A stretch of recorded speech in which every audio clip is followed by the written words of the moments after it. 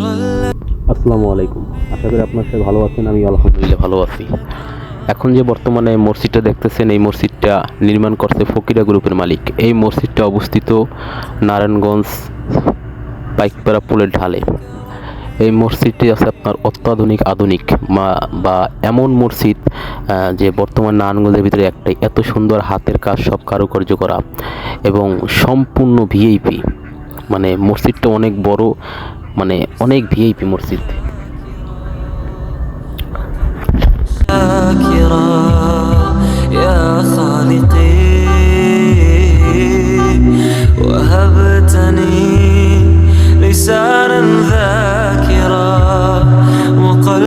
এখন যে মসজিদটা দেখতেছেন আপনারা, এই মসজিদটা অবস্থিত পাইকপাড়া ছোট কবরস্থান।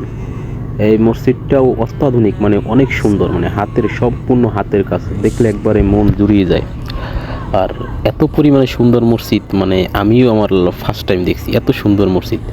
দুইটা মসজিদ পাশাপাশি, আগে যে বড়টা দেখলো, দুইটা মসজিদ পাশাপাশি, মানে অনেক সুন্দর আলহামদুলিল্লাহ।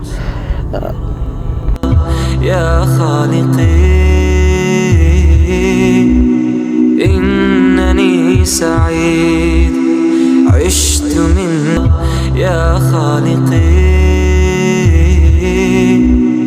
إنني سعيد عشت من يا خالقي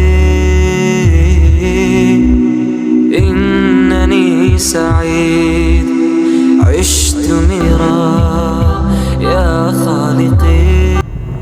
আপনারা এখন যে মসজিদটা দেখতেছেন, এই মসজিদটা অবস্থিত মাগুরায়, এই যশোর মাগুরায়। এই মসজিদটা আপনার নির্মাণ করছে আকিজ গ্রুপের মালিক।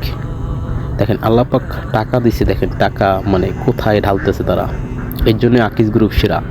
এত সুন্দর মসজিদ, তাছাড়া একটা মাদ্রাসা করে দিয়েছে পাশাপাশি, মানে অনেক সুন্দর। যারা যশোরের বা মাগুরার মানুষ আছেন তারা তো অবশ্যই এটা চিনেন। মানে অনেক সুন্দর মসজিদ। মসজিদ কারে কয়? আমার ইচ্ছা আছে আল্লাহ পাক যদি তৌফিক দেয় এরকম একটা মসজিদ করার চিন্তা ভাবনার। شكرا لك ربي حمدا لك ربي أحييت روحي وأنرت قلبي شكرا لك ربي حمدا لك ربي أحييت روحي وأنرت قلبي وهبتني لسانا ذاكرا وقلبا شاكرا يا خالقي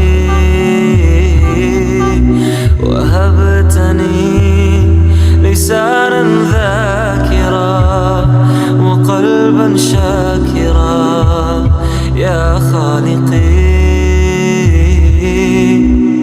إنني سعيد عشت من شكرا لك ربي حمدا لك ربي أحييت روحي وأنرت قلبي شكرا لك ربي حمدا لك ربي أحييت روحي وأنرت قلبي وهبتني لسانا ذاكرا وقلبا شاكرا يا خالقي